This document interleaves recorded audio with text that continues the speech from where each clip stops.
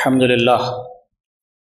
لله نحمده ونستعينه ونستغفره ونؤمن به ونتوكل عليه ونعوذ بالله من شرور أنفسنا ومن سيئات أعمالنا من يهده الله فلا مضل له ومن يضلله فلا هادي له ونشهد أن لا إله إلا الله ونشهد أن محمدا عبده ورسوله أرسله بالحق بشيرا ونذيرا فأعوذ بالله من الشيطان الرجيم بسم الله الرحمن الرحيم يا أيها الذين آمنوا كتب عليكم الصيام كما كتب على الذين من قبلكم لعلكم تتقون صدق الله العلي العظيم وعن ابن عمر رضي الله تعالى عنهما قال قال النبي صلى الله تعالى عليه وسلم بني الإسلام على 5 شهادة أن لا إله إلا الله وأن محمدا رسول الله وإقام الصلاة وإيتاء الزكاة وصوم رمضان وحج البيت من استطاع إليه السبيل رواہ البخاری او کما قال النبی صلی اللہ تعالی علیہ وسلم۔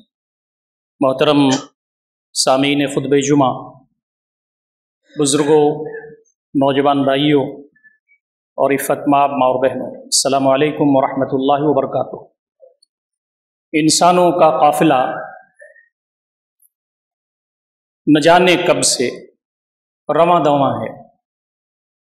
حضرت آدم علیہ السلام اس دنیا میں تشریف لائے، لیکن کب تشریف لائے یہ ہمیں معلوم نہیں ہے،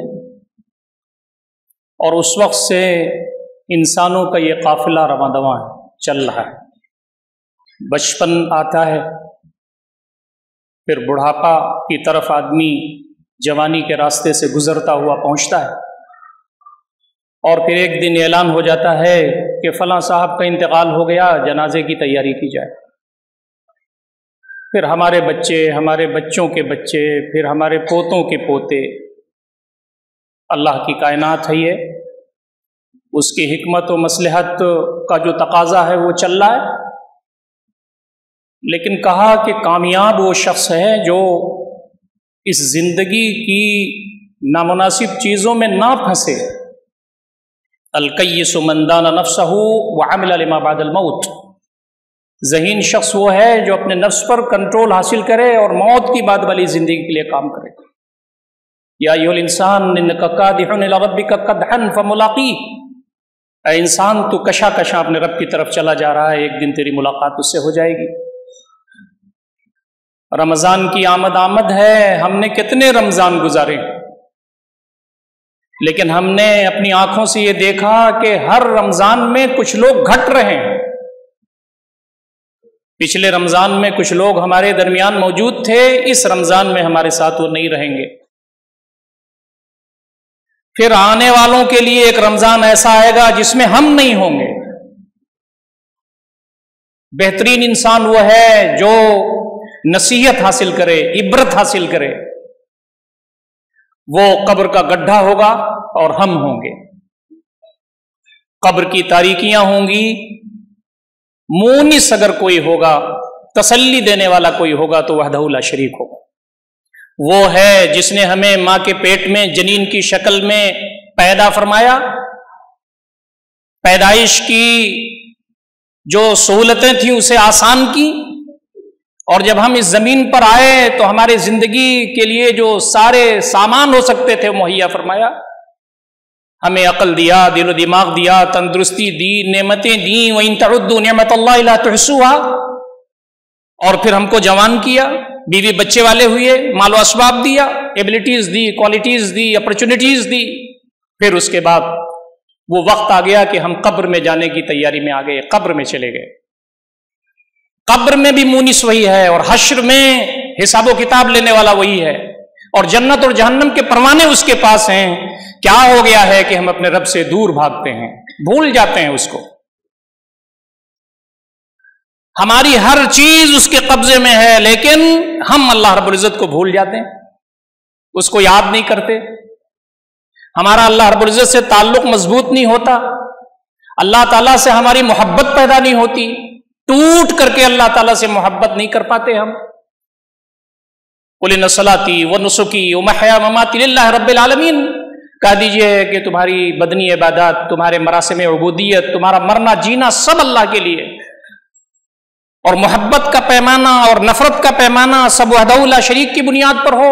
من احب للہ وابغض للہ وآت للہ ومنع للہ فقد استکمل الایمان. محبت اللہ تعالیٰ کی بنیاد پر، نفرت اللہ تعالیٰ کی بنیاد پر، دینا اللہ تعالیٰ کی بنیاد پر، نہ دینا اللہ تعالیٰ کی بنیاد پر. یہ عبادات کا جو طریقہ اسلام میں ہے وہ اصلاً اللہ تعالیٰ سے بندوں کو قریب کرنے کا ہے، اللہ تعالیٰ سے جوڑنے کا ہے، دل کی دنیا کو بدلنے کا ہے. انسان کبھی بھی کامیاب نہیں ہو سکتا اگر اس کے دل کی دنیا نہ بدلے، دل میں نرمی پیدا نہ ہو، دل میں ایمان ایک نمبر کا نہ آئے، دل کے اندر آخرت اور آخرت ہو جائے اور دنیا کی حیثیت کم ہو جائے. دنیا سے تو واسطہ پڑے گا، کھانا ہے، پینا ہے، رہنا ہے، سہنا ہے، تعلقات ہیں، معاملات ہیں، لین دین ہے، تو کمانا بھی پڑے گا، کھانا بھی پڑے گا، گھر بھی بنانا پڑے گا، لیکن طبیعت دنیا میں نہ لگے، طبیعت آخرت میں لگے. عبادات اس لیے بنائی گئی ہیں، نماز اس لیے قائم کی گئی، واقم الصلاۃ لذکری، نماز میری یاد کے لیے قائم کرو. یہ نمازیں بے رونق ہو چکی ہیں ہماری، نمازوں میں خشوع خضوع نہیں ہے، نماز ایک رسم بن گئی ہے، تو اس کے اثرات بھی ہماری زندگی پہ ویسے آتے ہیں. روزے کے بارے میں کہا گیا کہ تمہارے دل کی دنیا میں تقوی پیدا ہو جائے، لعلکم تتقون، تاکہ تمہارے اندر اللہ کا تقوی پیدا ہو جائے. روزہ تمہارے اوپر فرض کیا گیا، بھوک اور پیاس برداشت کرو، یہ اللہ تعالیٰ کو مطلوب نہیں ہے، مطلوب تقوی ہے.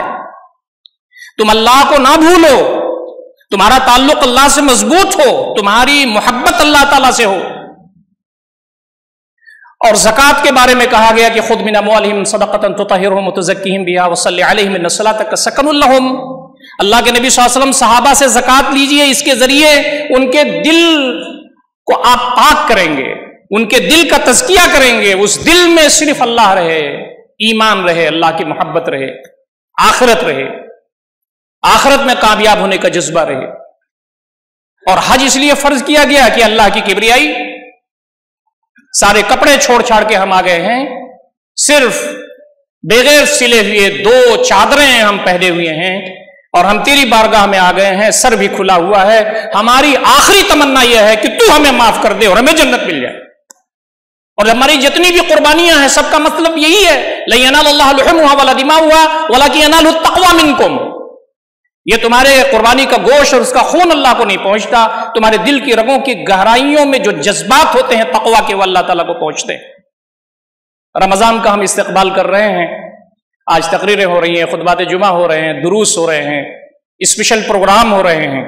یاد رکھیے، اگر ہم اللہ سے قریب نہ ہو سکے اور اللہ تعالیٰ سے ڈر میں ہمارا اضافہ نہیں ہو سکا اور اللہ تعالیٰ کی محبت میں ہمارا اضافہ نہیں ہو سکا اور ہمارے دل کی دنیا میں ہلچل نہیں مچی، تو کتنے بھی روزے ہم رکھ لیں اس کا کوئی زیادہ فائدہ ہماری صحت پر نہیں پڑنے والا ہے. نبی اکرم صلی اللہ علیہ وسلم فرماتے ہیں من لم يدع قول الزور والعمل به فليس لله حاجة ان يدع طعامه وشرابه. جھوٹ بولنا جو نہ چھوڑے اور جھوٹی باتوں پر عمل کرنا جو نہ چھوڑے، اللہ رب العزت کو کوئی غرض نہیں ہے اس بات سے کہ وہ اپنا کھانا پانی چھوڑ کر کے اللہ تعالیٰ کی بارگاہ میں وہ روزہ رکھ رہا ہے. دوسری حدیث میں آپ نے فرمایا کم من صائم لیس من صیامہ الا الدم وکم من قائم لیس من قیامہ الا السحر. کتنے روزے دار ایسے ہیں جو روزہ رکھتے ہیں لیکن بھوک اور پیاس برداشت کرتے ہیں، کچھ نہیں ملتا ان کو. اور کتنے رات میں اٹھ کر کے نماز پڑھنے والے ہیں، قیام اللیل کرنے والے ہیں، رات میں جاگتے ہیں، صرف ان کی نیند خراب ہوتی ہے اور کچھ نہیں ملتا. معاملہ کیا ہے؟ معاملہ یہ ہے کہ اللہ کو حاضر ناظر رکھنا، اللہ سے محبت کرنا، ایمان کو مضبوط کرنا، اللہ تعالیٰ کے لیے اعمال کرنا، اللہ تعالیٰ کے لیے ہو جانا، دنیا میں اپنے دل نہ لگانا، دنیا میں محنت و مشقت کرنا، مال و اسباب کمانا، اتنا کمانا کہ زکوٰۃ واجب ہو جائے، اتنا کمانا کہ ہاتھ پھیلانے والے نہ بننے بلکہ دوسروں کو دینے والے بن جائیں. لیکن مال کمائیں جنت کے لیے، دولت کمائیں جنت کے لیے، دنیا کمائیں جنت کے لیے. تو یہ رمضان آ کر کے اصلاً ہماری تربیت کا مہینہ ہے، یہ احتساب ذات کا مہینہ ہے. اعتکاف میں بیٹھ کر کے بندہ یہ کہتا ہے میرے مالک میری زندگی میں وہ کون سی چیز ہے جس کو تو پسند نہیں کرتا، میں اس کو چھوڑنے کے لیے تیار ہوں. یہ احتساب ذات کے ساتھ ساتھ ضبط نفس کا مہینہ ہے. ہمارے اندر ایک غدار موجود ہے جس کو نفس کہتے ہیں، وما ابرئ نفسی ان النفس لامارۃ بالسوء، میں نفس کو بری قرار نہیں دیتا، نفس تو برائیوں کی طرف لے جانے والا ہے، ہمیشہ وسوسے ڈالنا، ہمیشہ وسوسوں کی طرف لے جانا، شیطان کا آلے کار بننا، یہ نفس ہمارا کام کرتا ہے اندر سے۔ تو ضبط نفس کا مہینہ ہے، تجھا تیرا کھانا، تیرا پینا، تیری شہوانی خواہشات، یہ سب اب نکیل ڈالی جا رہی ہے اس پر۔ جب میرا رب کہے گا تب تجھے کھانا ہے، جب میرا رب کہے گا تب تجھے پینا ہے، جب میرا رب کہے گا تب شہوانی خواہشات کی طرف جانا ہے۔ تو یہ رمضان صبر کا مہینہ ہے، اس کو شہر الصبر کہتے ہیں، جم جانا۔ یہ مہینہ شہر القرآن بھی ہے، یہ قرآن کا مہینہ ہے، یہ مہینہ شہر المواسات کا ہے، غمخواری کا مہینہ ہے۔ اور فرمایا کہ جس آدمی کی نیت اچھی ہو، ایمان کے ساتھ، احتساب کے ساتھ، اللہ تعالیٰ سے اجر چاہتے ہوئے، دکھاوے کے لیے نہیں، میں 50 سال سے روزے رہ رہا ہوں، میں 30 سال سے روزے رہ رہا ہوں، میں کوئی روزہ نہیں چھوڑتا، ان ساری چیزوں سے اوپر اٹھ کر کے پتہ نہیں میرے رب نے ان روزوں کو قبول کیا کہ نہیں کیا۔ میں یہ بات سالہ سال سے یہاں خطبہ جمعہ میں عرض کرتا رہا ہوں کہ ہمارے اسلاف جو تھے وہ رمضان کے بعد 6 مہینے تک دعا کرتے تھے کہ میرے مالک عبادات قبول فرما لینا، کہیں ناراض ہو کر کے ہمارے اعمال ہمارے منہ پر نہ مت دینا۔ اور 6 مہینہ گزرنے کے بعد جو آگے 6 مہینہ ہوتا تھا اس میں دعا کرتے تھے کہ میرے مالک اگلا رمضان مجھے دے دینا، اس لیے کہ ان کو معلوم تھا کہ رمضان کی حیثیت کیا ہے۔ نیکیوں کے موسم بہار کا مہینہ ہے، ریٹ بڑھ جاتے ہیں، یہاں محنت کم ثواب زیادہ، اسی لیے نبی اکرم صلی اللہ علیہ وسلم نے فرمایا کہ منحوس ہے وہ شخص اللہ رب العزت کی رحمتوں سے دور ہے، من ادرک رمضان فلم یغفر لہ، جو رمضان المبارک کا مہینہ پالے اور اس کی مغفرت نہ ہو سکے۔ اسی لیے فرمایا من صام رمضان ایمانا واحتسابا غفر له ما تقدم من ذنبه، جو رمضان کا مہینہ ایمان کی حالت میں رہے اور اجر چاہتے ہوئے صرف وحدہ لا شریک سے، ریاکاری، مکاری، دکھاوا، عجب پسندی، واہ واہی وغیرہ وغیرہ سے بے نیاز ہو کر کے صرف اللہ تعالیٰ سے اجر چاہے تو اس کے پچھلے گناہ معاف ہو جاتے ہیں۔ ومن قام رمضان ایمانا واحتسابا غفر له ما تقدم من ذنبه، جو رات میں تراویح پڑھے، قیام اللیل کرے، اس کے بھی پچھلے گناہ معاف ہو جاتے ہیں۔ آدمی کی زبان چپکنے لگتی ہے، ہونٹ چپکنے لگتے ہیں، بات نکلتی نہیں ہے، منہ کے اندر بہت دیر سے کھانا نہ کھانے کی وجہ سے ایک خاص مہک آ جاتی ہے، بو آ جاتی ہے۔ نبی صلی اللہ علیہ وسلم فرماتے ہیں لخلوف فم الصائم اطیب عند اللہ من ریح المسک، یہ چونکہ اللہ کے لیے کام ہو رہا ہے، اللہ کے تقرب کے لیے ہو رہا ہے، اس کی محبت کے لیے ہو رہا ہے، اس کے اخلاص کے لیے ہو رہا ہے، تو یہ تمہارے منہ کی بو اللہ تعالیٰ کے نزدیک مسک کی جو خوشبو ہے اس سے بھی زیادہ پسندیدہ ہے۔ اور آپ نے فرمایا للصائم فرحتان، فرحۃ عند فطرہ وفرحۃ عند لقاء ربہ، روزے دار کے لیے 2 خوشیاں ہیں، ایک خوشی تو اس وقت ہوتی ہے جب روزہ افطار کر رہا ہوتا ہے کہ میں نے ایک روزہ مکمل کیا، اور دوسرا اس کا پہلو یہ ہے کہ نعمتیں جو میرے اوپر حرام تھیں اب حلال ہو رہی ہیں، اور اس وقت وہ کھاتا ہے پیتا ہے تو اسے پتہ چلتا ہے کہ اللہ کی نعمتوں کی قدر کیا ہے، اور اسے اس بات کا احساس ہوتا ہے کہ کتنے لوگ ہیں جن کو کھانا نہیں مل رہا ہے، جن کو پانی نہیں مل رہا ہے، جن کو غذائیں نہیں مل رہی ہیں، جن کو پھل پھلوٹ نہیں مل رہے ہیں۔ اور دوسری بات فرمائی کہ اللہ رب العزت سے ملاقات کے وقت اس کو خوشی ہوگی جب اللہ رب العزت اس کو نہال کر دے گا۔ روزے کا سب سے ابھرا ہوا جو پہلو ہے دوستوں اور ساتھیوں وہ اخلاص ہے۔ آپ نماز پڑھنے آئے ہیں یہاں جمعہ کے دن، تو میں آپ کو دیکھ رہا ہوں، آپ مجھے دیکھ رہے ہیں، ہم لوگ نماز پڑھ رہے ہیں۔ زکوٰۃ دیتا ہے کوئی آدمی تو جس کو زکوٰۃ دیتا ہے اسے معلوم ہوتا ہے، اور حج کرنے والے یہاں سے وہاں تک تو ایک پورا قافلہ ہی رواں دواں ہے، ساری فارمیلٹیز ہوتی ہیں، لوگ جانتے ہیں، لیکن روزے سے کون ہے کوئی نہیں جانتا، صرف اللہ جانتا ہے۔ میں آپ کو روزے دار کہتا ہوں، آپ مجھے روزے دار کہتے ہیں، لیکن میں کمرے میں گیا تھا تنہائی میں، چٹخنی لگا دیا، کوئی نہیں تھا، کھانا پینا بھی موجود تھا، ہو سکتا ہے میں نے کھا لیا ہو۔ روزے کا جو کمال ہے اور روزے کی جو انفرادیت ہے وہ یہ ہے کہ جتنی بھی عبادات ہیں سب دیکھتے ہیں لوگ، لیکن روزے دار کون ہے وہ صرف اللہ تعالیٰ کو معلوم ہے، بندے کو معلوم ہے۔ اسی لیے اللہ رب العزت فرماتے ہیں الصوم لی وانا اجزی بہ، روزہ میرے لیے ہے، میں اس کا بدلہ دوں گا۔ ارے بھائی سارے بدلے اللہ تعالیٰ دیتا ہے، لیکن یہ اہتمام کے لیے فرمایا اور کہا کہ گیٹ بنواؤں گا میں جنت میں، اس کا نام ریان ہوگا، وہ اصلاً اہتمام کے لیے ہے، لوگوں کو ویلکم کرنے کے لیے ہے، ان کو اعزاز دینے کے لیے ہے، اور اللہ رب العزت کی طرف سے جب نوازش ہو جائے تو اللہ رب العزت کا جو اعزاز ہوگا، اس کی جو میزبانی ہوگی، اس کا کیا کام ہے؟ تو سب سے بنیادی بات یہ ہے کہ ہم ایک قطرہ پانی اپنے حلق کے نیچے اس لیے نہیں لے جاتے کہ کوئی دیکھ رہا ہو نہ دیکھ رہا ہو، وہ دیکھ رہا ہے جو سب کو دیکھ رہا ہے۔ یہ تمہارے سارے اعمال میں ہونی چاہیے، تمہاری نمازوں میں، تمہاری عبادات میں، تمہارے معاملات میں، تمہارے تعلقات میں، تمہارے لین دین میں، تمہاری معاشرت میں، تمہاری معیشت میں، ہر جگہ۔ یہ رمضان تم کو تیار کرتا ہے کہ تم اخلاص والے بن جاؤ ہر جگہ، اور لوگوں کی تعریف سے بے نیاز ہو جاؤ، لوگوں کی ملامت سے بے نیاز ہو جاؤ، بلا خوف لومۃ لائم۔ کوئی تعریف کر رہا ہو، کوئی تنقید کر رہا ہو، کوئی اچھا کہہ رہا ہو، کوئی برا کہہ رہا ہو، اللہ تعالیٰ کے لیے گالیاں کھانا سیکھ لیجئے، اللہ تعالیٰ کے لیے آزمائشوں میں جانا سیکھ لیجئے، یہ اللہ رب العزت کو بہت پسند ہے۔ تو فرمایا کہ کوئی جانے نہ جانے، میں جانوں اور تم جانو۔ تو یہ جو اخلاص ہے یہ غیر معمولی اہمیت کی حامل چیز ہے، اسی لیے فرمایا کہ یہ تمہاری زندگی کا طر امتیاز ہونا چاہیے۔ آدمی بڑے بڑے اعمال کرے گا لیکن اس میں اللہ تعالیٰ کے لیے نہیں ہوگا، یا اللہ تعالیٰ کے لیے ہوگا اور کچھ شامل بھی ہو جائے گا، اللہ تعالیٰ کو وہ پسند نہیں ہے۔ بہت بڑا عالم لایا جائے گا، بہت بڑا سخی لایا جائے گا، بہت بڑا شہید لایا جائے گا، یہ دین اسلام میں، اقامت دین میں، اللہ کے دین کے غلبے کے سلسلے میں یہ بہت بڑے لوگ تھے، لیکن چونکہ وہ اللہ تعالیٰ کے لیے ان کا کام نہیں تھا، اس لیے اللہ رب العزت منہ کے بل گھسیٹتے ہوئے جہنم میں ڈلوا دیں گے۔ سب سے پہلے ان تین آدمیوں سے جہنم کی آگ بھڑکائی جائے گی، نبی اکرم صلی اللہ علیہ وسلم فرماتے ہیں۔